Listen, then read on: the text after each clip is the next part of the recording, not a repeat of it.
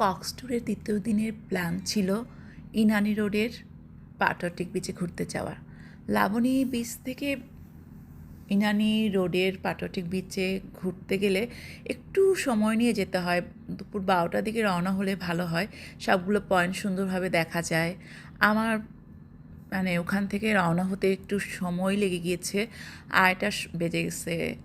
যখন হিমছড়ির সামনে আসলো, হিমছড়িতে বলল যে সবাই একটু যে এইখানে নামি। আমার ইচ্ছা ছিল না, আমার মন চাচ্ছিল পাটুয়াটিকে বিচে অনেকক্ষণ সময় থাকতে। কিন্তু যখন হিমছড়ি পাহাড়ে আসলাম, ঝর্ণাটা দেখলাম, এত ভালো লাগছিল। অনেক বছর আগে আমি এসেছিলাম, মাঝে আর আসা হয় নাই। পাহাড় সামনে ঝর্ণার শব্দ অসম্ভব সুন্দর লাগতেছিল। তখন আর মন চাচ্ছিল না যে এখান থেকে যাই।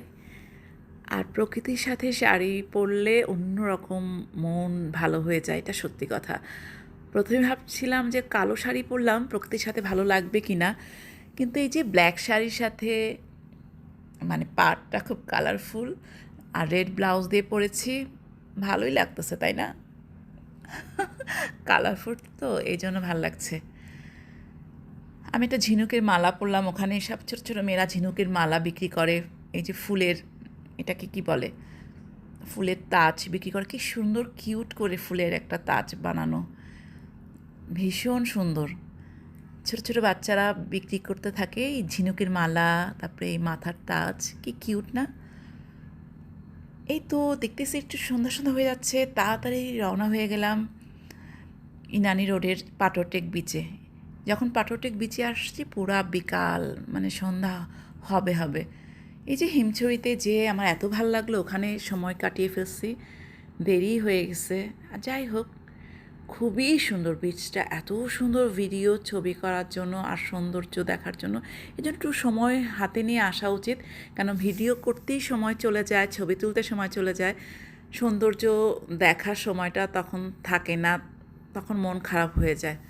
ভীষণ সুন্দর, ভীষণ সুন্দর। আমাদের তো আসতে ইচ্ছা করতেছিল না, কিন্তু সন্ধ্যার পরে তো থাকা যায় না, তাই দ্রুত রওনাও হয়ে গেলাম।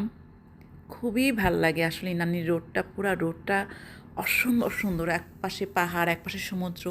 এই সৌন্দর্যের সৌন্দর্য প্রকাশ করার ভাষা আমার জানা নাই। ভীষণ সুন্দর, আমার ভীষণ প্রিয়। মন চায় যে সবসময় ঘুরতে যাই এই সমুদ্রের কাছে। অসম্ভব সৃষ্টিকর্তার কি অপরূপ সৌন্দর্য এই সমুদ্র, কি বলবো, আমি ভাষা হারায় ফেলছি সৌন্দর্য দেখতে দেখতে। এই সমুদ্র সৌন্দর্য, আমি তো পুরো বাচ্চা হয়ে যাই আমি সমুদ্রের কাছে গেলে। ভীষণ প্রিয় আমার। মন খারাপ হলে মন চায় যে চলে যায়, কিন্তু সবসময় তো আসলে যাওয়ার হয় না, মনটা পড়েই থাকে সমুদ্রের কাছে।